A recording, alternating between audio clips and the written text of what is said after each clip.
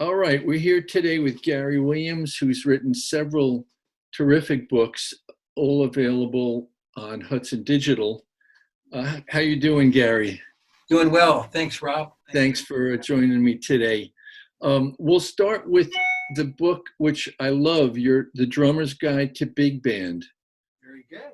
What? Tell us a little bit about what inspired you to write that book.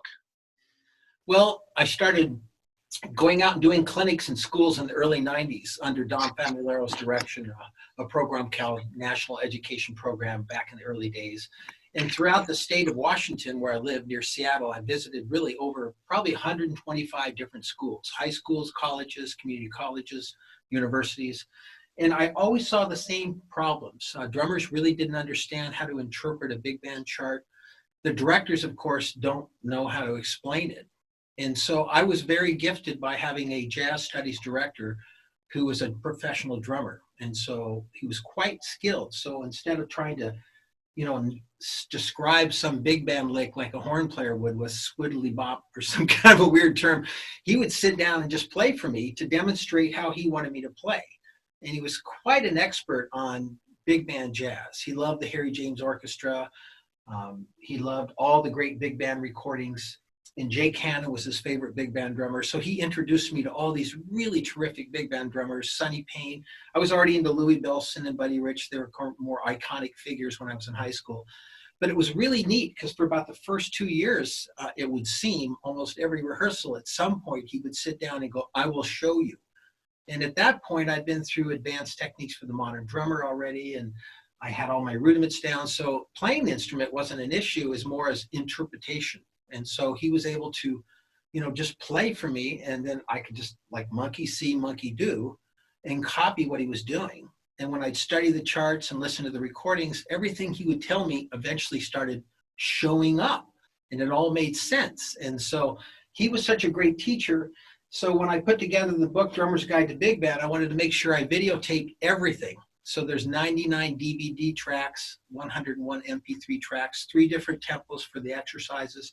The whole idea is to give to drummers and music educators, because I wrote this book for educators and drummers, is to give them something where they can just sit down and watch.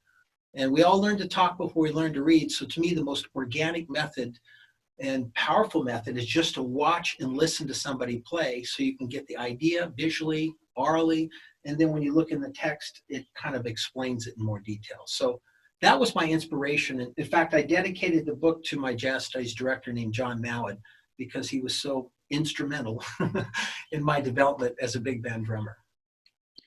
I think what you have really, from my experience, is one of the, rare books that really talks about, playing with a big band and especially, catching figures and setting up the band. I think that's, a great art and a great talent to have. And, even if it's not in a big band setting, I think to be able to interpret a chart in any style of music, but recognizing the figures and knowing how to set them up is, I think, a great skill for anybody, no matter what kind of music you're playing.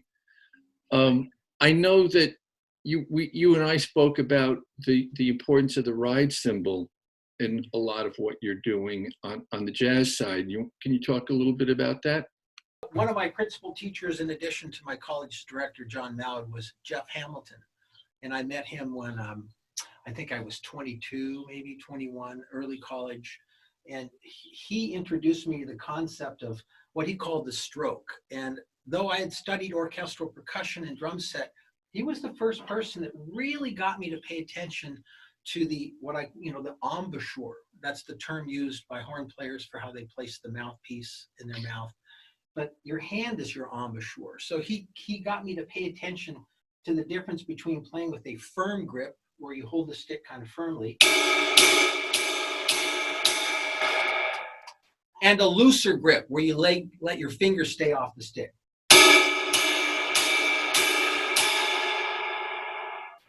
Though I'd studied technique a lot, his idea of really paying attention to the tone I was getting was like, just, I don't know, for some reason I thought about that with drums. I had a former drum teacher, was fortunate to meet and study with Michael DeRozier, the drummer for Heart, while he was still with Heart. So I went through all this heavy rock playing. So that really enhanced my big band sound, especially when it came to the drums. But I was a little stiff-handed on the cymbals. So Jeff Hamilton's favorite drummer is Mel Lewis, who's Mr. Loose, gets this beautiful tone. And he really got me to pay attention to the sound of my grip. He also showed me the technique where you can throw the stick down and with one movement get 3 bounces. I was more.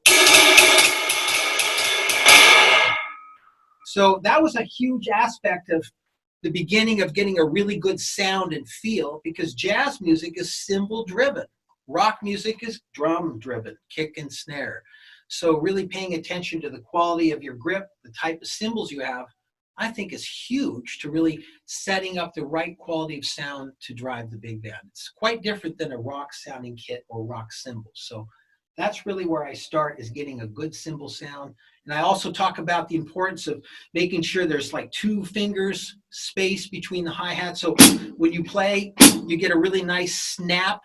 A lot of drummers keep the hi-hat cymbals too close together and don't understand the importance of a very clear chick on 2 and 4. So to demonstrate that, the first thing I try to get my students to do is to really get a quality ride and hi-hat sound. And regardless of what goes on the snare or the bass, they're consistently mindful of making sure these 2 sounds remain dynamically consistent.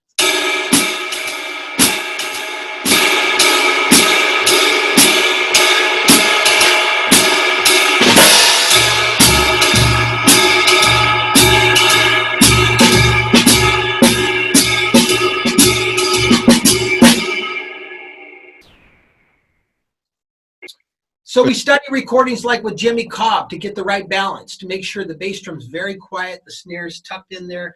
Nothing is really louder than the ride or the hi-hat. And when you get that happening, it all of a sudden sounds like you're an experienced big band drummer or just a jazz drummer in general. That's very, very important. The book also covers some other styles, right? Besides big band, jazz. Yeah, there's the common Latin grooves that most of us get introduced to, such as the bossa nova, the samba. Another one that's pretty common these days is the salsa, and then the Afro-Cuban 6/8, which is kind of the origin of the swing ride pattern. And so those additional ones are in there. I think I also have a rumba.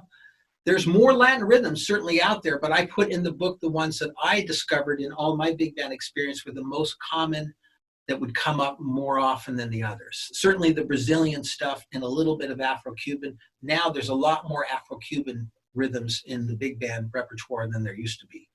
And so that's why those are in there. There's also some brush stuff where I talk about brush technique. There's 9 tutorial videos on the DVD going through ride cymbal playing techniques at 3 different tempos with 3 different techniques.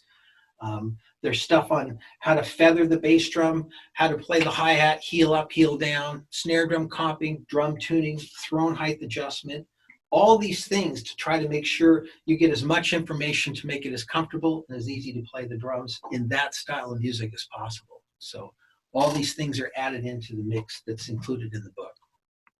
That's wonderful. I think, I think you gave a real good overview here, and again, hats off. It's a terrific book you did, and unbelievable the amount of media that comes with the book. And it really is perfect for the digital world because you just click the button, the audio can pop up or the video pops up. You're not, looking for CDs and DVDs or downloading anything. It's just right there in front of you. So It's really a perfect medium for a perfect book. So thank you. And we'll talk again soon, Garey. Very good. Thank you, Rob. Appreciate it very much. Have a great day. Thanks. Okay. Bye-bye.